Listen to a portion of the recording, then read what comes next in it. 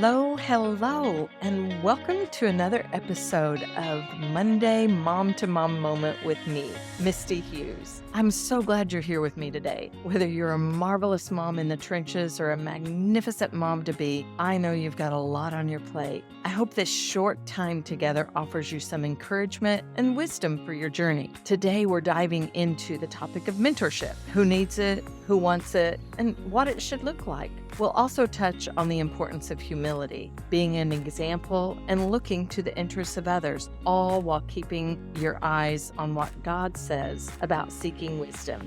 Let's get started.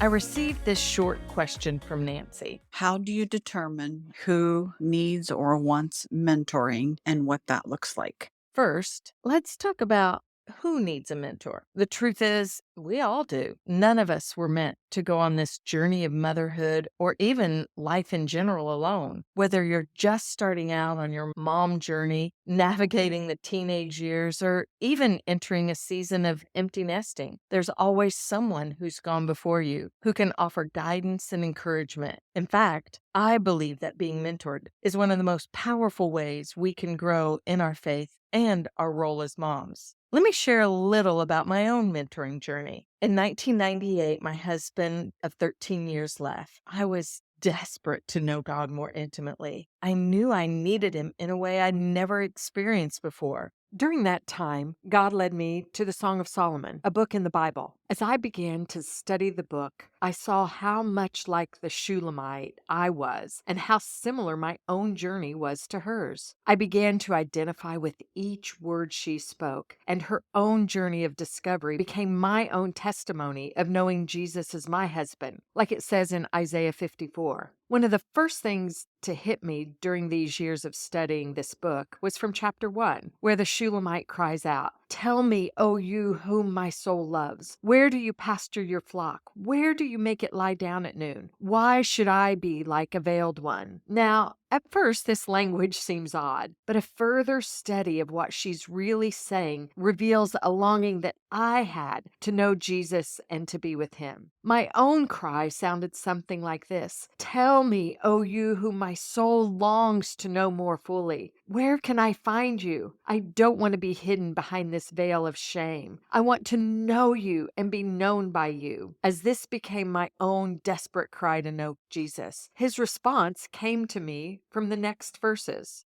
3 directions are given to those of us who are searching to know Jesus more fully. I promise this is all about mentoring, so hang with me. You see, I'm mentoring you in this process. The first directive, the verses with the 3 directives begin. "If you do not know, most beautiful among women." Hey, I have to pause here and say, learning to hear Jesus talk to me and call me most beautiful among women took a long time. I was so veiled in shame, but that's for another podcast. The 3 directives that He gives are: follow the trail of the flock. Those who have gone before you, mama, be mentored. Pasture your young goats. Those younger than you, mentor others. Buy the tents of the shepherd. Connected to the body. I wanted to be close to Jesus, and I realized that part of the journey was being mentored and mentoring others. Over the years, some of the very women I mentored became mentors to my daughters. And now my daughters are offering that same mentorship to others, whether it's in business, parenting, or life in general. You really do reap what you sow. Let's move on. Sometimes we don't realize how much we need or want mentorship until we're in the thick of things. Life gets busy. We get caught up in our routines, and before we know it, we're trying to do it all on our own. But here's the thing, marvelous mom. God never intended for you to do life alone.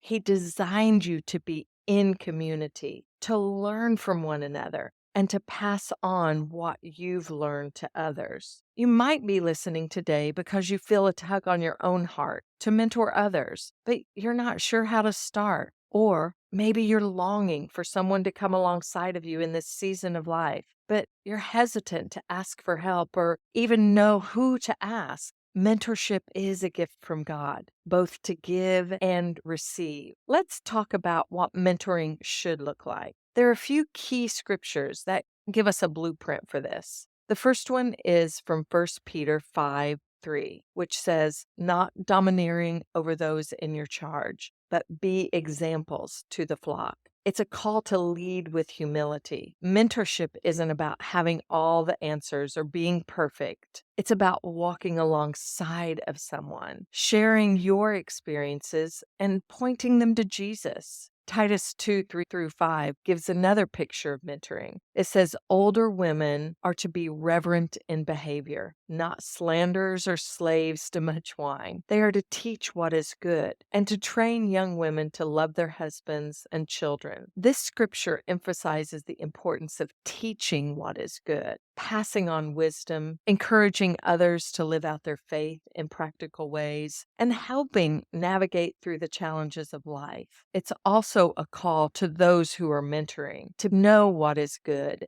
to be able to teach what is good, and to train and equip younger women to do the same. Philippians 4:9 also instructs us to be an example. It says, "What you have learned and received and heard and seen in me, practice these things, and the God of peace will be with you." As mentors, we are called to model the life of faith for others. We should be able to say, "Follow me as I follow Jesus." And finally, Philippians 2:4 reminds us to not only look at our own interests, but also the interests of others. Mentorship is not about what I know, but it is about serving others, putting their needs before your own, and helping others grow in their relationship with God. When my boys were in their early adolescent and teen years, we were involved in a ministry where there were a lot of young adults. Many of these young adult men saw my boys growing up without a father, and they genuinely wanted to support. I would encourage these young men to just meet with my son in a coffee shop, to play soccer with them, to just build a friendship. One day, one of my sons came home and he was like, "Mom, I am so tired of this. All these guys want to do is tell me what they've learned. They just want to preach to me." Beloved, this is not what mentoring is. Mentoring is coming alongside. It is being curious about the others that you're walking with, encouraging them,